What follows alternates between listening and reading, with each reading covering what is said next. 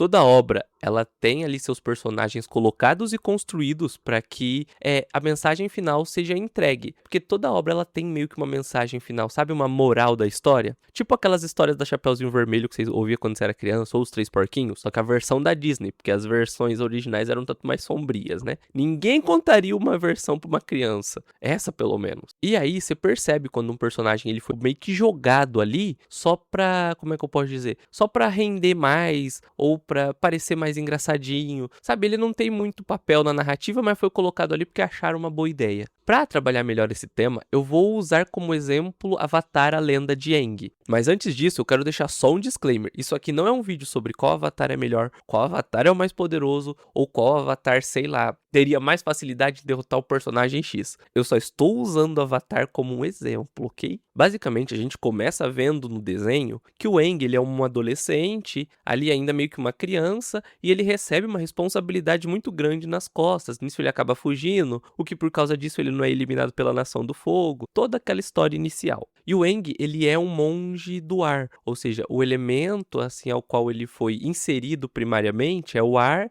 e ele também tem ali as filosofias dos monges, que é preservação da vida, viver em comunhão com a natureza, etc, etc, etc. E por causa disso, o Aang, ele tem uma filosofia um tanto quanto pacifista. Para ele, toda a vida importa, até mesmo a vida de uma pessoa ruim como o Ozai, porque o Ozai ali, ele estava basicamente dominando tudo. Então aí é onde a gente começa a ver, né, os conflitos. A Nação do Fogo já causou ali um desequilíbrio, tanto político quanto espiritual, quanto de poder. É um desequilíbrio no geral mesmo, virou um caos. A gente vê que algumas nações foram subjugadas, algumas outras nações, no caso, acabaram meio que perdendo ali a sua essência.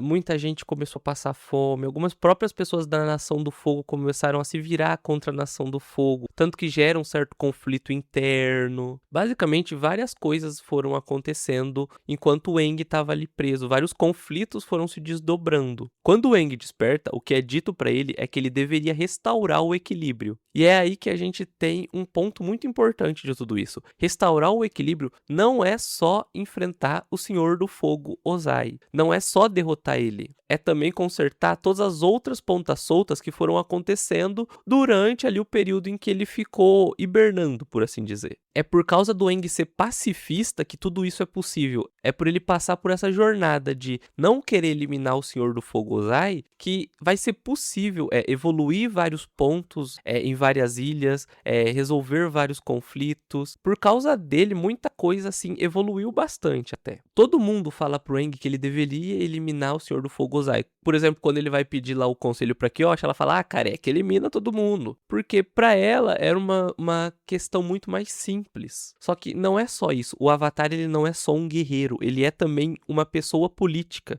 E nos tempos de guerra, não adianta você só colocar um guerreiro. Você precisa também de alguém um pouco mais político, por assim dizer. Porque ele precisa resolver as coisas em alguns pontos com diálogo. Óbvio que nem sempre, porque nem sempre vai dar certo. Mas o Aang ser pacifista é a melhor escolha exatamente por ele buscar uma solução que não seja tão violenta assim. Porque querendo ou não, ele vai ter que usar ali força e poder em algum momento. Por causa dessa jornada do Aang em buscar uma alternativa para não eliminar o Sr. Ozai, é onde a gente teve ali a Katara podendo quebrar um preconceito na tribo da água, aonde ela foi treinada como uma guerreira de luta. A gente teve na ilha Kyoshi o Sokka também quebrando um preconceito contra as mulheres guerreiras. No final ele pedindo, né, para Suki ensinar ele a ser meio que uma guerreira Kyoshi. Temos também na própria ilha Kyoshi as guerreiras parando de ficar mais fechadinhas e se abrindo um pouco pro conflito que tá tendo ao redor do mundo e participando um pouco mais ativamente da batalha. Tivemos também o Zuko melhorando como personagem, ele aprendendo ali as coisas com o tio Iroh, ele aprendendo sobre como ser também um bom líder futuramente. Tivemos a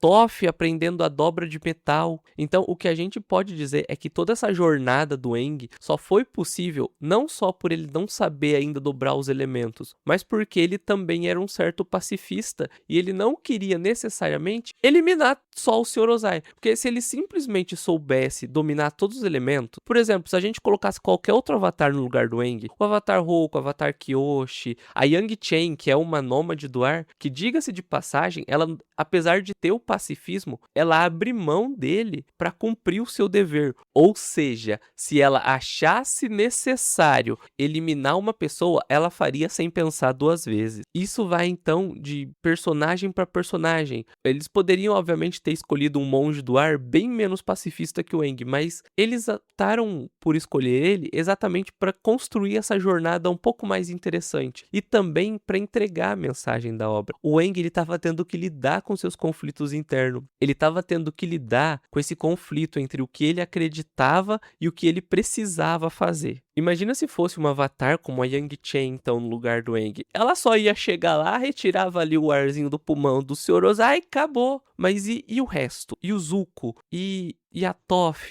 E a Ilha das Guerreiras Kyoshi? E as outras ilhas que a equipe Avatar teve que passar e resolveu alguma espécie de conflito? Todo Avatar, ele faz alguma coisa que reverbera no futuro. Seja essa coisa boa, seja essa coisa ruim. Nem sempre ele conserta tudo. Às vezes ele deixa umas pontas soltas. É por isso que sempre precisa do próximo Avatar. O ciclo Avatar, ele não se encerra, pelo menos por enquanto. Porque meio que as coisas sempre estão ali com um certo desequilíbrio, por assim dizer. E então o Avatar, ele é escolhido para o que o momento exige, sabe? Um momento de paz, muitas vezes você vai precisar de um Avatar um pouco mais agressivo para resolver o problema. E talvez em um momento agressivo você precise de um Avatar um pouco mais diplomático para achar soluções que não sejam estritamente violentas. Parece confuso, mas acredite, se você pensar bem, talvez faça de sentido. Essa é a questão. Se o Aang ele não fosse pacifista, se o Aang ele não fosse do jeitinho que ele é ali, a mensagem da obra seria totalmente diferente. Ciclos eles precisam começar e se encerrar, e alguns às vezes ficam em abertos para serem resolvidos bem mais futuramente. O Aang ele encerrou ali o ciclo do Senhor do Fogo de uma maneira brilhante. Ele não eliminou ele fisicamente, muito pelo contrário,